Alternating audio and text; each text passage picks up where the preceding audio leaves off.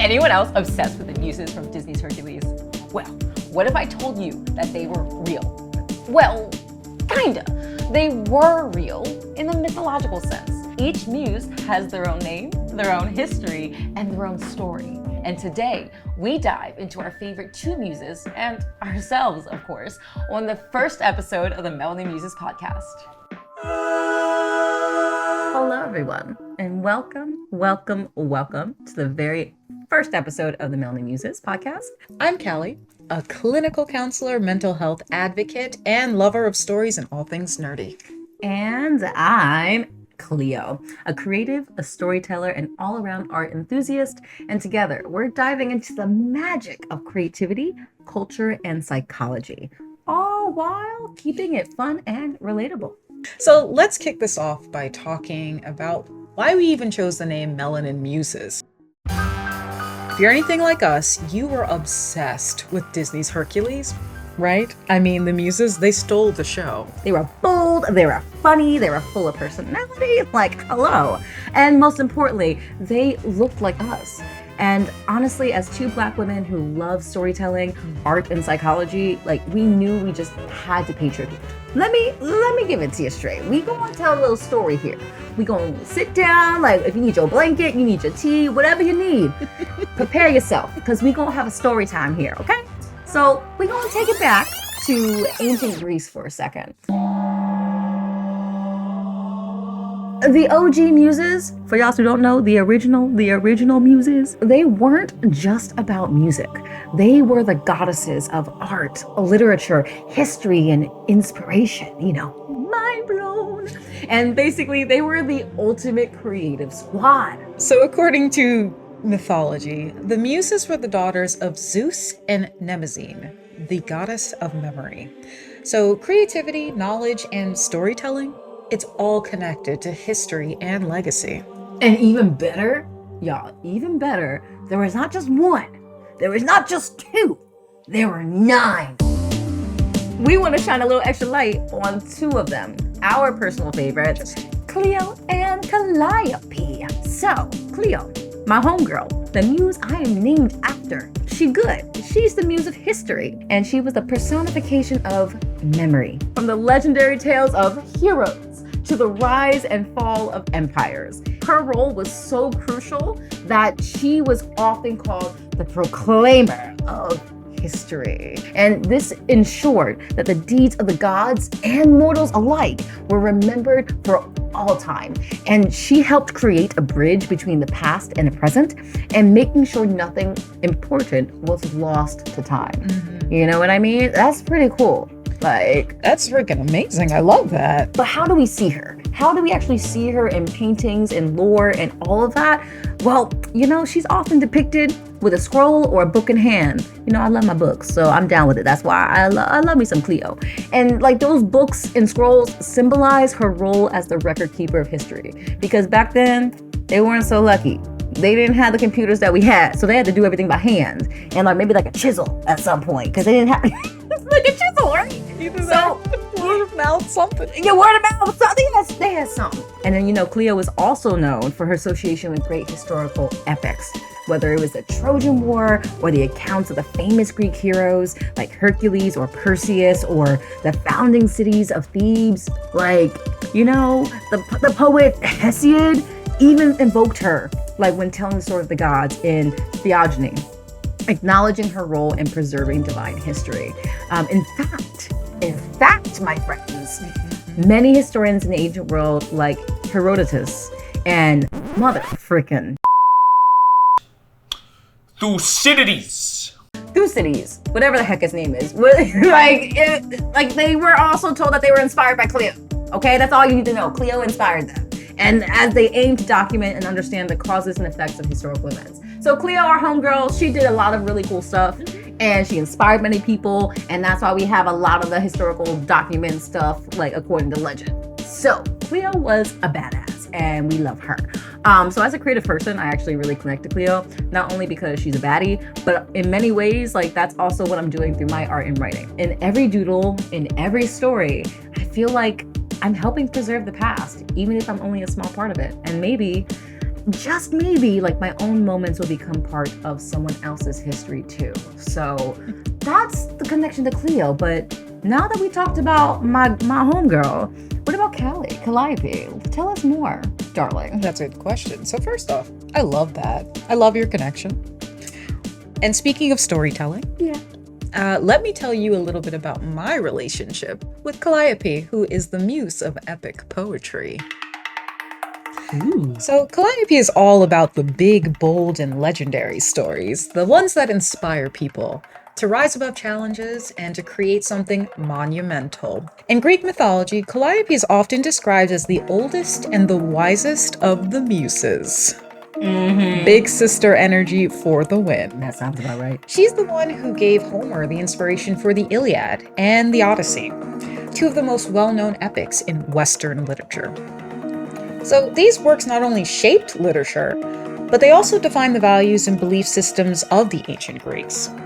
So when we think about Calliope, Calliope was said to be the one who helped to craft the tales of heroes like Achilles, Odysseus, and Hector, the characters who faced incredible odds and achieved feats of greatness.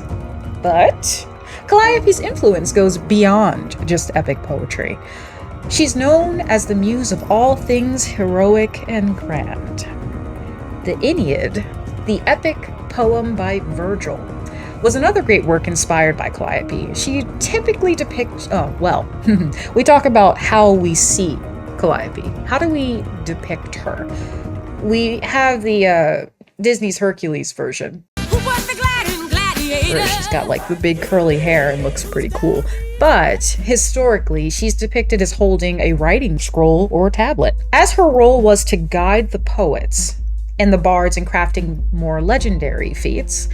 Full of high stakes and lasting impacts, her job basically was to record those things and help with the record keeping of those things, very similarly to Cleo, but the difference is it was more the big bad stories that have lessons and growth opportunities that were nicely meshed within them. So Calliope's power wasn't just limited to inspiring stories. She was also seen as a symbol of eloquence and profound power of language, as her voice could move gods and mortals alike.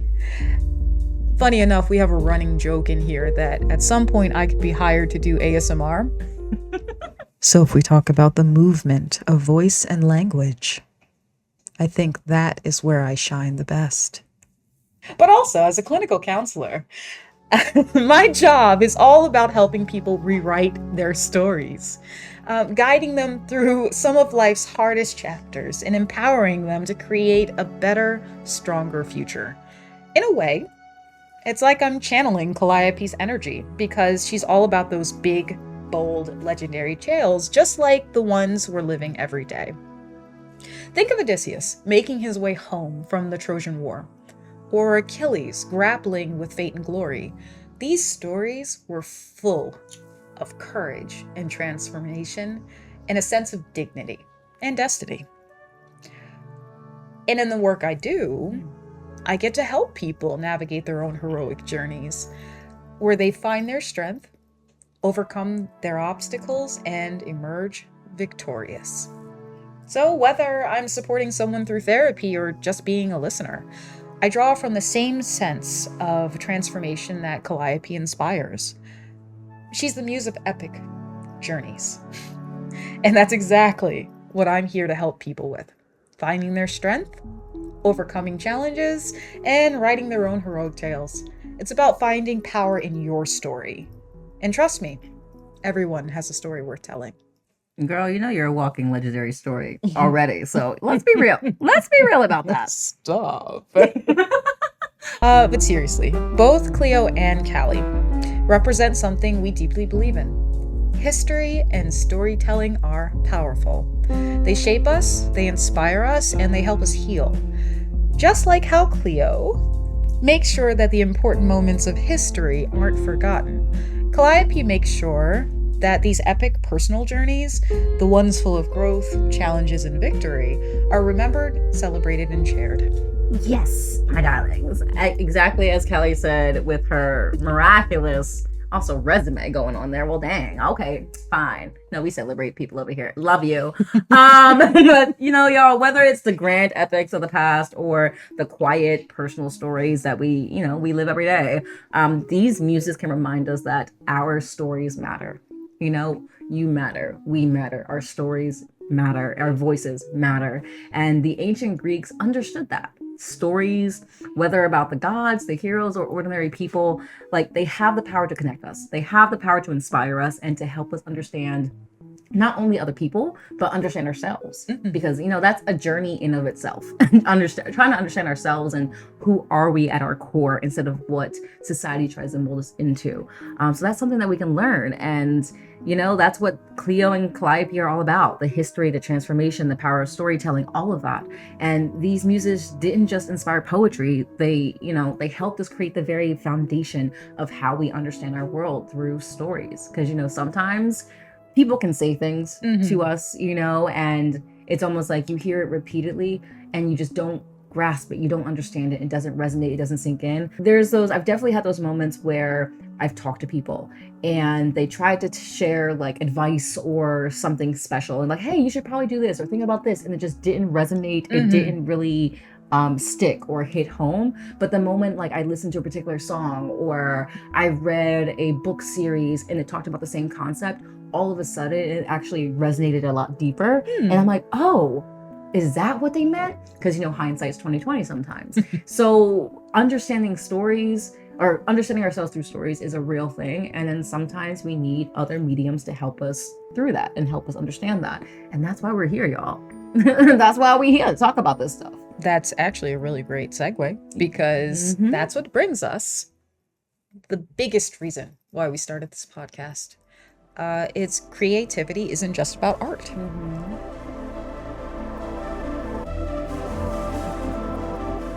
It's about expression and identity and growth. It's how we tell our stories, how we process what's happening in our lives, and how we connect with the world around us. Creativity can be as simple as doodling in a notebook or a complex emotional writing, like a novel or an epic. It's all about taking what's inside of you and giving it form. Oh, what are these emotions that I'm feeling? Pluck that lie, girl. Pluck that lie. But it's a way of translating emotions into something actually tangible that we otherwise would have known. We want to have these conversations. We want to highlight these connections and create a space where nerds, creatives, and deep thinkers can thrive.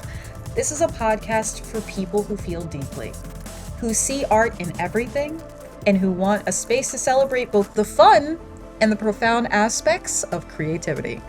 Whether you're an artist, a writer, a musician, or just someone who loves stories, we're here to geek out with you, unpack the layers of creative expression, and remind you that your voice, your story matters. We'll be diving into anime psychology, like why do we all feel an emotional bond to fictional characters so intensely? Like, why does a well-written character feel like a real person? And why do we sometimes grieve them like we would a friend? We'll also break down the psychology of villains. What makes a truly compelling antagonist? Why we sometimes root for them? And how their stories reflect real-life struggles. So expect laughs, deep conversations, and maybe even a few emotional moments. Maybe. Because I'm a crybaby, I'm not gonna lie. So now, before we go, we want to hear from you. Who or what is your muse? What creative passions or inspirations keep you going? And is it a favorite artist, a show that changed your life, or maybe a character that you deeply relate to? Creativity shows up in so many ways, and we'd love to hear what fuels you. Yeah. So with that said, thank you for rocking with us. Thank you for hanging with us. And if you made it this far, you're a trooper. Yeah. To be honest, you're a trooper. Thank you for hanging out to the very end of this podcast. So we gon' not keep you much longer. So until next time, keep creating, keep questioning, and keep embracing your inner muse. We'll see you next time. Bye. The Melanin Muses Podcast is produced by Nikki Borgen in partnership with Benjamin Collins and Scope Productions. This episode was edited by Benjamin Collins. You can find a video version of this podcast at youtube.com/Scope Productions. Feel free to reach out to us at Melanin Muses Podcast on Instagram and YouTube, or email us at melaninmusespodcast@gmail.com.